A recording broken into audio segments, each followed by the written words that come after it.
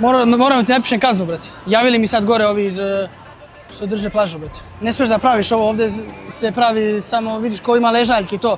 Ne smiješ da praviš ove uvale, brate. Pa sad će i oni dobiju kaznu isto. Zašto? Pa mora, brate. Pa ne smo znali. Pa jebi ga.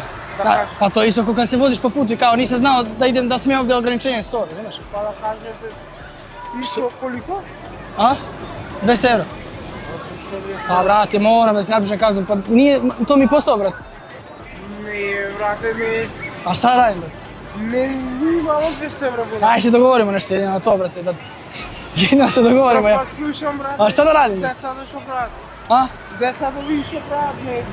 Pa sad će svi oni da dobiju kaznu, nemoj da brineš ništa, brate. Nisi jedini, čisto da se, hoćeš da se dogovorimo nešto? Što? Pa ovako nešto stavim u džep, čisto da te prođem, iskuliram i to. 20, 30, 20. Brate, od Makedonije idemo, ne znamo. Kako ne znaš, brate, pa svi znaju, brate. Prv put idemo.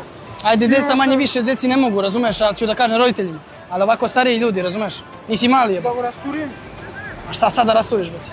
Pa nisam znao. A već zašto, brate? Jebi ga, brate. Pa hoćeš da bolje da pišemo? Ne. A bolje da daš.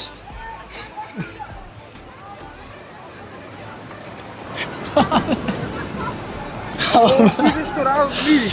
Sad će dobiju kaznu, evo sad ću ja roditeljima napišem kaznu, opuštam. Sad će više. I njima pišem kaznu, isto. Sad će im. 27, a? Ovo, brate. Šta radimo, brate? Ajde, proći ti ovaj put. Ajde, nema veze.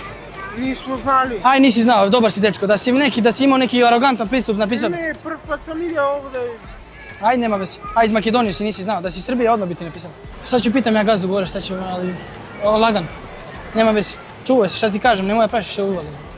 Hvala puno. Ajde, vidimo se, otišao sam pa ću da smislim nešto. Ajde.